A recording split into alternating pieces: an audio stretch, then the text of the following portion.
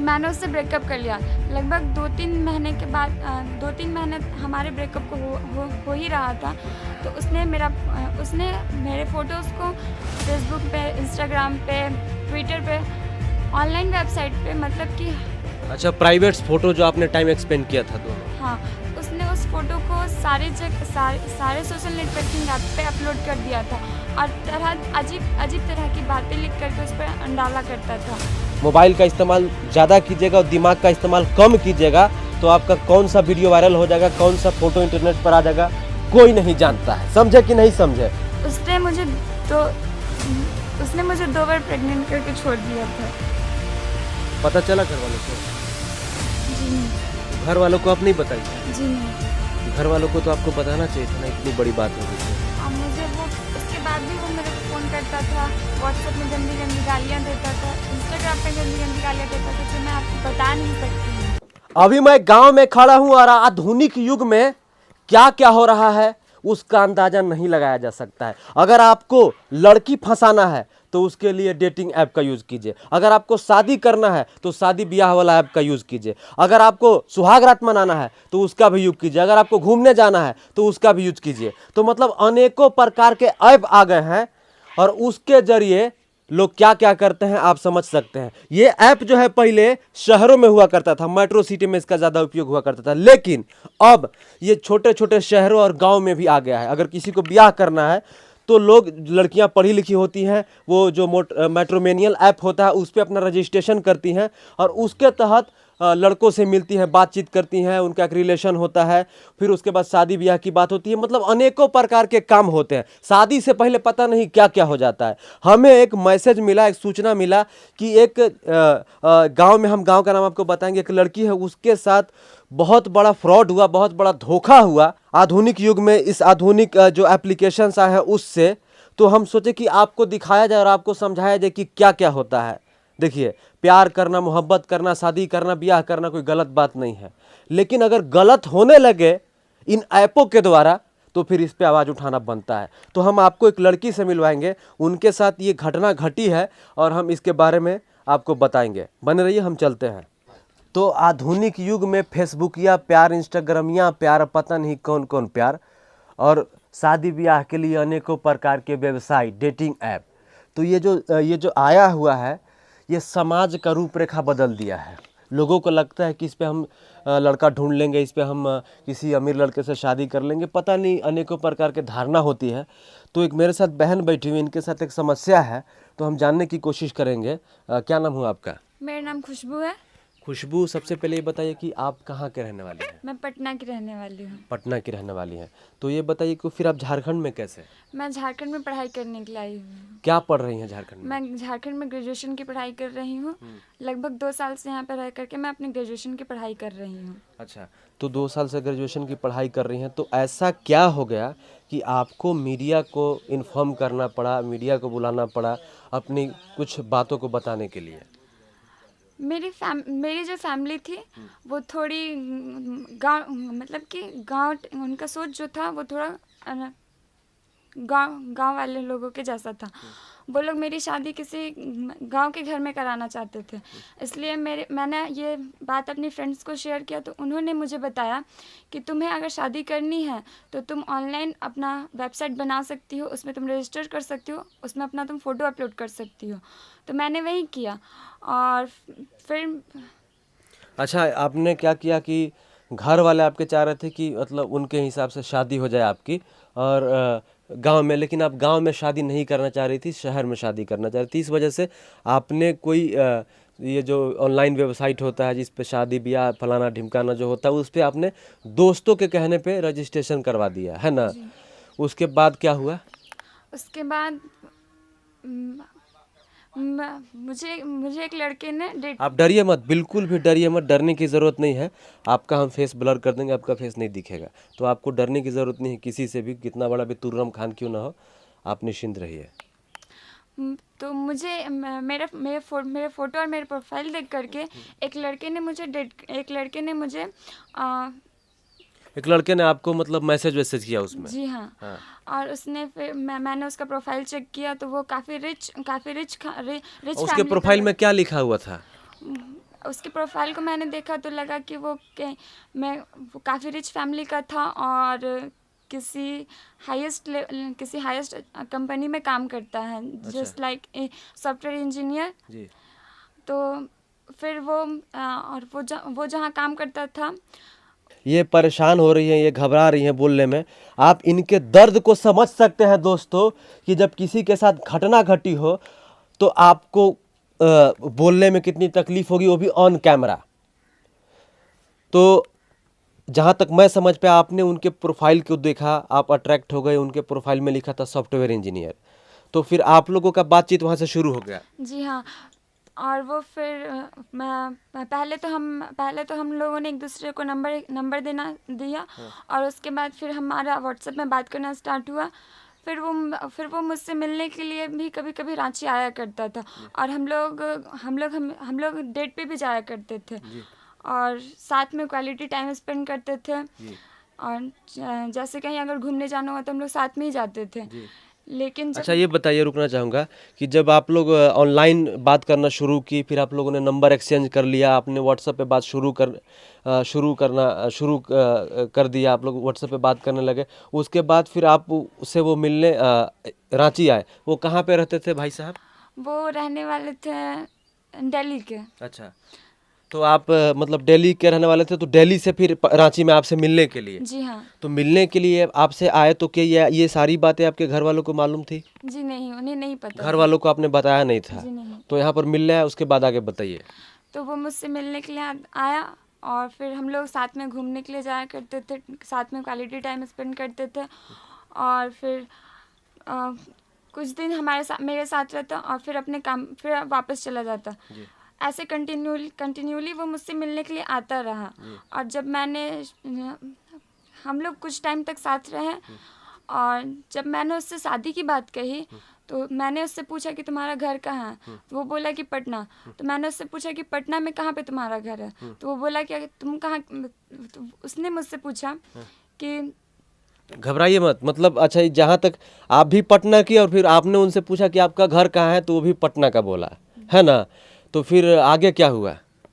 फिर जब मैंने उससे कहा कि मुझे तुम्हारा घर देखना है, तुम्हारी फैमिली से मिलना है, तो उसने कहा ठीक है मैं मिलवाऊंगा। तो फिर एक दिन वो अपने घर गया और फिर मैं भी उसने मुझे भी बुलाया घर, तो मैं भी गई। और जब मैंने उससे कहा कि मुझे तुम्हारी फैमिली से मिलना है, तो उसने एक घर के पास लेकर के गया और बस मुझे घर के बाहर ही से दिखाया। उसने बताया कि ये उसका घर है। अच्छा, एक मिनट देखिए, जहाँ तक हम समझ पाए दर्शकों, क्योंकि देखिए ये घबरा रही हैं बोलने में, तो इनकी बात को मैं समझ सकता हूँ, तो मैं समझाने की कोशिश करता हूँ कि ये फेसबुकिया प्यार, ये डेटिंग ऐप, ये फेटिंग ऐप, ये रोमांस प्यार, ये सुहागरात प्यार, पता नहीं कौन कौन प्यार का ये जो एप्लीकेशन बना हुआ है, ये कितना खतरनाक है। आप इसी से अंदाज़ा लगाइए कि ये जो है एक लड़के से मोहब्बत कर बैठी, इनके घर वाले शादी करने के लिए, इनके घर वाले गांव में शादी करने के लिए लगवा रहे थे। इनका मन था कि नहीं, हमको गांव में शादी नहीं करना है, शहर में शादी करना है। तो ये डेटिंग फेटिंग जो ऐप होता है, ये जो फलाना ढिमकाना जो ऐप होता है, उस पर रजिस्ट्रेशन की, उसके बाद एक लड़के से बातचीत शुरू कर दी, उसके बाद नंबर एक्सचेंज हो गया, उसके बाद बातचीत होने लगी। उसके बाद वो जो लड़का है इनसे मिलने आया करता था रांची में, ठीक है, यहाँ पढ़ती हैं, रांची में करते। तो फिर ये कहे कि अपना घर दिखाओ कहाँ पर है, तो भाई साहब का घर कहाँ निकला? पटना में। तो ये बोली कि घर दिखाओ, फैमिली से मिलाओ, तो घर दिखाएं, पटना में ले गए इनको दिखाने के लिए, तो घर दिखाए, दूर से ही दिखाए कि ये मेरा घर है। तो अंदर नहीं ले गए आपको? अंदर क्यों नहीं लेके गया? क्योंकि जब मैंने खुद अंदर जाकर के पता किया तो वो तो उसका घर था ही नहीं, वो किसी और का घर था। अच्छा, इतना बड़ा फ्रॉड कर दी, इतना बड़ा झूठ निकला कि जब वहाँ पे जब आप उसके घर में गई, जो घर बताया कि ये मेरा घर है, तो उसी समय गई या फिर बाद में गई? मैं उसके वहाँ से थोड़ी देर के बाद वो वहाँ से चला गया। उसके बाद मैं उस घर पे गई और मैंने पता किया तो वो तो उसका घर था ही नहीं। तो आपको कैसे डाउट हुआ कि ये उसका, मतलब कि ये झूठ बोल रहा है, क्या हो रहा है? क्योंकि मैंने जब कहा कि मुझे तुम्हारी फैमिली से मिलना है, तुम्हारे पेरेंट्स से मिलना है, कि मैं उन्हें पसंद हूँ या नहीं, मुझे ये जानना था। तो उसने कहा कि हाँ, उसने कहा कि मैंने तुम्हारा फ़ोटो अपने मम्मा पापा को दिखाया है और उन्होंने कहा कि वो तुम्हें पसंद करते हैं। तो मैंने कहा ठीक है, अगर वो पसंद करते तो मैं उनसे मिलना चाहती हूँ। तो उसने कहा कि मैं तुम्हें किसी और दिन उनसे मिला दूंगा। तो मुझे उस पर थोड़ा डाउट हुआ, शक हुआ उस पर कि वो अपनी फैमिली से क्यों नहीं मिला रहा है, ऐसी क्या बात है जो अपनी फैमिली से वो मैं नहीं मिलाना चाहता है।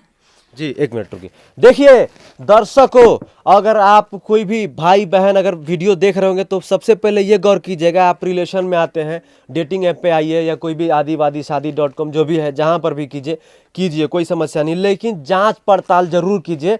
नहीं तो जांच पड़ताल नहीं कीजिएगा तो यही आपका बॉयफ्रेंड क्या करेगा या आपका जो होने वाला जो हस्बैंड है या पति है क्या करेगा, किसी और का बंगला दिखा देगा और किसी और की फैमिली दिखा देगा और कहेगा कि यही मेरा घर है, जैसे गोविंदा पुरानी फिल्मों में किया करता था। तो आप समझ लीजिए कि कितना बड़ा ये स्कैम है या कितना बड़ा धोखा है। और उस भाई साहब की सबसे बड़ी दाद देनी पड़ेगी कि झूठ और दिमाग कितना बड़ा था और कॉन्फिडेंस लेवल देखिए कितना था कि वो ऐसा घर दिखा दिया कि ये मेरा घर है। और ये भी अब जब किसी रिलेशन में आ रहे हैं तो अगर आप उनसे शादी करना चाहते हैं तो ये जरूर कहिएगा कि भाई अपनी फैमिली से मिलवाओ, और फैमिली से मिलने के बाद अब जांच पड़ताल जरूर कीजिएगा कि क्या उसका रियल फैमिली है या फेक फैमिली है, जैसा कि ये बता रही हैं। तो ऐसा कितने लोगों के साथ होता होगा ये आदिफादी.com में समझ में नहीं आ रहा। उसके बाद क्या हुआ? उसके अच्छा फिर ये आपको पता चला कि उसका फैमिली नहीं है, उसका घर नहीं है, तो फिर उसको आप ये बात बोली? हाँ, मैंने उससे ये बात कहा भी, तो उसने कहा कि मैं फिर बाद में उसने अपने बारे में मेरे को बताया कि वो ना तो किसी रिच फैमिली से रिलेटिव है और ना ही वो कोई सॉफ्टवेयर इंजीनियर है। वो तो एक नॉर्मल सा इंसान है जो कि बस ऐसे ही अच्छा मतलब ऐसे घूमता फिरता है, नॉर्मल सा इंसान है, लेकिन प्रोफाइल डीपी और ये जो सोशल मीडिया में इतना ज़्यादा एकदम खतरनाक तरीके से लगाया था कि आपको लगा कि वो ओरिजिनल है। लेकिन जब आपको पता चला कि ये सब फेक है तो उसके बाद आपने क्या किया? मैंने उससे कहा कि मुझे तुम्हारे साथ नहीं रहना है। तो फिर उसने बताइए, डरिए मत, डरिए बिल्कुल भी मत, आप खुल के बताइएगा तो हो सकता है कि आपके समस्या का समाधान मिल जाए। हो सकता है कि आपके जैसी करोड़ों लाखों लड़कियां हैं हमारे देश में, उनमें से किसी का जीवन बच जाए। समझ गई आप? तो आप बिल्कुल भी डरिए मत, बताइए। तो फिर आप जो है आपने जो है उसको बताया, आपने कहा कि हम तुम्हारे साथ अब नहीं रह सकते, तो उसने फिर क्या किया? उसने मेरे को वार्न करने की कोशिश की कि मैं तुम्हारे साथ इतने टाइम तक रहा हूँ तो तुम्हें मेरे ही साथ रहना होगा। तो मैंने कहा कि मुझे तुम्हारे साथ नहीं रहना। मैंने तुमसे पूछा तुम्हारी फैमिली के बारे में, तब तो तुमने अपनी फैमिली के बारे में कुछ बताया नहीं। और फिर मैंने उससे ब्रेकअप कर लिया। लगभग 2-3 महीने के बाद 2-3 महीने हमारे ब्रेकअप को हो ही रहा था। तो उसने मेरे फ़ोटोज़ को फेसबुक पे, इंस्टाग्राम पे, ट्विटर पे, ऑनलाइन वेबसाइट पे, मतलब कि अच्छा प्राइवेट फोटो जो आपने टाइम एक्सपेंड किया था दोनों? हाँ, तो उसने उस फोटो को सारे सोशल नेटवर्किंग ऐप पे अपलोड कर दिया था और अजीब तरह की बातें लिख करके उस पर डाला करता था। और मेरे पेरेंट और किसी भी अननोन नंबर से वो मेरी फैमिली को फ़ोन करता अच्छा, था। अब तक आपकी फैमिली को पता चला ये जो सोशल मीडिया के पे आपका जो अनसीन जो पिक्चर डाल दिया है, जो आप लोगों ने टाइम एक्सपेंड किया था, वो फोटो डाला, तो आपके परिवार वालों को पता चला? जी नहीं, अभी भी पता नहीं चला? अच्छा आप देखिए, जो गांव के जो फैमिली होती है ना, वो बहुत सीधी सादी फैमिली होती है। गांव के जो माता पिता होते हैं अपने बच्चों को बाहर पढ़ने के लिए भेजते हैं, वो बहुत भरोसे से भेजते हैं, क्योंकि उनको बेचारों को क्या पता कि सोशल मीडिया क्या होता है, फेसबुक क्या है, इंस्टाग्राम क्या है, ट्विटर क्या है, यूट्यूब क्या है, शादी.com क्या है, फलाना.com क्या है, ढिमकाना.com क्या है, उनको क्या मालूम है? तो वो क्या देखेंगे, है ना? तो ये जो सब कुछ डाला, तो फिर आपने क्या किया उसके बाद? तो मैंने फिर उससे फ़ोन कहा, उससे पूछा, तो उसने कहा कि वो ये सब नहीं, उसने ऐसा कुछ नहीं किया है। फिर कुछ दिनों के बाद उसने वो फ़ोटोज़ वगैरह देखे और उसके बाद फिर उसने मुझे खुद कॉल किया और मेरे से वो पूछने लगा कि ऐसे ऐसे फ़ोटोज़ हमारे फ़ोटोज़ को कौन डाल रहा है। अच्छा, एक मिनट, समझे कि वो खुद ही आपको फ़ोन कर रहा है, कह रहा है कि हमारा फ़ोटो इंटरनेट पे कौन डाल रहा है? अच्छा, तब तो फिर कौन वही डाल रहा था? फिर वही ऐसे पूछ रहा था? जी हाँ, वो इनका और इनका जो बॉयफ्रेंड था, इनका फ़ोटो इंटरनेट पर आ गया, तो उधर से कॉल किया गया इनको कि ये फ़ोटो कैसे आ गया इंटरनेट पे। तो मतलब अब हमको ये समझ में नहीं आ रहा कि कोई लड़की अपना फ़ोटो क्यों डालेगी। अब इसको कौन डाला ये तो फिर यही बताएंगे हमको। बताइए, फ़ोटो इंटरनेट पे कैसे आया? फ़ोटो इंटरनेट पे तो ये जो सारे हमारे प्राइवेट फ़ोटोज़ थे, ये सारे फ़ोटोज़ तो उसी लड़के ने डाला था, ताकि वो चाहता था कि हम दोबारा मतलब कि रिलेशन में आ जाए, रिलेशनशिप में आ जाए। तो फिर जब मैं उससे फ़ोन करके पूछती उससे पहले ही उसने ही मुझे पहले फ़ोन करके पूछा कि हमारे प्राइवेट फ़ोटोज़ को सोशल नेटवर्किंग में कौन अपलोड कर रहा। जी हाँ। तो वो इंटरनेट का फोटो क्या क्या हुआ? तो जब मैंने उससे कहा कि इस चीज़ से मैं भी परेशान हूँ, तो फिर मैंने कहा उससे कि इस प्रॉब्लम का कोई सोल्यूशन निकालो। तो उसने फिर कहा कि ठीक है, मैं कुछ करता हूँ। जैसे तो कुछ देर के बाद हमारे सारे फ़ोटोज़ सोशल नेटवर्किंग ऐप से हटा दिए गए थे। दादा हो दादा, दिमाग देख रहे हैं? ये होता है लड़का लोग का दिमाग। मतलब लड़का खुद फोटो अपलोड किया, प्राइवेट फोटोज, ठीक है ना। उसके बाद लड़की को फ़ोन किया अपनी गर्लफ्रेंड को कि हमारा फ़ोटो कैसे इंटरनेट पर आ गया। तो लड़की का कहना है कि हमारा फ़ोटो कैसे आ गया, हम भी यही पूछना चाहते हैं। तो लड़की तो डरी सहमी होती है, गांव की लड़की और डरी सहमी होती है कि कैसे भी फ़ोटो हट जाए इंटरनेट से। तो इन्होंने कहा कि फ़ोटो कैसे भी करके हटाओ, उसके बाद जो भी करेंगे। इन्होंने जैसे कहा 2 से 4, 10, 15, 20 मिनट में तुरंत फ़ोटो डिलीट हो गया। इतना ही समय लगा होगा। तो समझ में नहीं आ रहा कि आखिर वो फ़ोटो अपलोड कौन किया था और डिलीट कौन कर दिया मेरे भाई। तो आँख खोलिए, और जब आप कोई भी कपल है या कुछ भी है, जब आप लोग प्राइवेट अपना जो टाइम एक्सपेंड करते हैं, अपना प्राइवेट समय बिताते हैं, तो मोबाइल का इस्तेमाल कम किया कीजिए, नहीं तो आपका वीडियो कब वायरल होगा। दिमाग का इस्तेमाल ज़्यादा कीजिए, मोबाइल का इस्तेमाल ज़्यादा कीजिएगा और दिमाग का इस्तेमाल कम कीजिएगा, तो आपका कौन सा वीडियो वायरल हो जाएगा, कौन सा फ़ोटो इंटरनेट पर आ जाएगा, कोई नहीं जानता है। समझे कि नहीं समझे? तो मोबाइल का इस्तेमाल कम, दिमाग का इस्तेमाल ज़्यादा, नहीं तो वैसे ही आपके साथ क्या होगा, ध से धोखा हो जाएगा। आगे बताइए। उसके बाद फिर आप लोग क्या साथ में आ गए रिलेशन में? जी हाँ, तब मुझे लगा कि शायद हमें ब्रेकअप नहीं करना चाहिए था, तब हम लोग रिलेशन में साथ में आ गए। और क्या हुआ, कितने साल आप लोग का रिलेशन चला? हमारा रिलेशन कुछ यही 1 या 2 साल तक चला। और फिर हमारा ब्रेकअप हुआ। और फिर मैं अपने पढ़ाई पे फोकस करने लगी। और उसके बाद फिर मेरे को वो बार बार फ़ोन करता था, फ़ोन करके परेशान करता था कि तुम क्यों नहीं बात करती हो मुझसे, क्या हुआ है। तो देखिए, आप बिल्कुल परेशान मत होइए, हम आपकी परेशानी को समझ सकते हैं। अच्छा, ऐसा क्या हुआ, ऐसा क्या मोड़ आया कि आप जो है छोड़ने पे मजबूर हो गई, जिससे आप शादी करना चाहती थी, शहर में शादी करके शहर में बसना चाहती थी, माता पिता के पसंद से शादी नहीं करना चाहती थी, गांव में शादी नहीं करना चाहती थी। ऐसा क्या हुआ इन 1.5-2 सालों में कि आपको फिर एकदम से छोड़ना पड़ा? ये वो छोड़ने को तैयार नहीं था। प्यार मोहब्बत करना गलत बात नहीं है, बुरी बात नहीं है। बिल्कुल प्यार कीजिए, मोहब्बत कीजिए, जो भी करना है कीजिए, लेकिन थोड़ा सा आँख को खोल के कीजिए और दिमाग को खोल के कीजिए, नहीं तो आपके साथ ऐसा धोखा होगा कि आप पछताने के अलावा कुछ नहीं कर सकते हैं। जैसा कि हम आपको बता रहे हैं, किसी की पीड़ा सुनवा रहे हैं, आप सुन रहे हैं। तो आप लोग का जब ख़त्म हो गया तो फिर से आप लोगों ने शुरू कर दिया, किसी भी तरीके से फ़ोटो डिलीट हो गया, आप लोगों ने शुरू किया। उसके बाद क्या हुआ? उसके बाद फिर से हम रिलेशनशिप में आए। यहीं कुछ 6-7 महीने तक हम रिलेशनशिप में रहे। मैंने उस पर बहुत ट्रस्ट करने की कोशिश की, लेकिन नहीं कर पाई, क्योंकि वो आए दिन कुछ ना कुछ छोटी झूठ बातें बोलता था, जो कि सारी बातें उसकी झूठ निकलती थी। मुझे बाद में ये भी पता चला कि उसकी कुछ पहले से भी अफेयर्स थे। इस वजह से मैं उस पर ट्रस्ट नहीं कर पा रही थी, और मैंने फाइनली उसके बाद ब्रेकअप कर लिया। और उसके बाद फिर उससे बात भी करना बंद कर दिया, उसके नंबर को भी मैंने ब्लॉक कर दिया था। फिर भी वो मुझे अननोन नंबर से कॉल करके परेशान किया करता था। तो अननोन नंबर से परेशान, कैसे नंबर से परेशान करता था वो एक ऐसे नंबर से परेशान करता था मतलब मीन्स कि वो एक इंटरनेट से निकाले हुए नंबर से वो मेरे को फ़ोन करके परेशान किया करता था। अच्छा, अलग अलग नंबर से करता था? जी हाँ। देखिए दर्शकों, एक बात बता देना चाहते हैं कि एक तो होता है जियो का नंबर, एयरटेल का नंबर, वोडाफोन का नंबर, जो आसानी से पुलिस पता लगा लेती है कि ये नंबर कहाँ का है, किस ज़िले का है, कहाँ का है, किसका है। लेकिन एक होता है इंटरनेट नंबर, जिसका कोड अजीबोगरीब होता है, वो इंटरनेट से सिर्फ चलता है, तो उसका पता लगाना ना बड़ा मुश्किल होता है। उसको जानते हैं कौन लोग करता है? फ्रॉड लोग, डॉन लोग, स्कैमर लोग, ये जो हैकर लोग होता है, ये लोग यूज़ करता है उस नंबर को। तो वैसे नंबर से जब आपको फ़ोन आने लगे, आप कितना भी ब्लॉक कीजिएगा 2 मिनट में वो जनरेट कर लेगा दूसरा नंबर।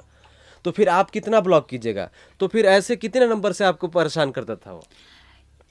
उसने मुझे दो या 3 नंबर से फ़ोन करके परेशान करने की कोशिश की और मुझे लग ही रहा था कि ये उसी लड़के का नंबर है, इसलिए मैं कभी उसके कॉल को रिसीव नहीं करती थी।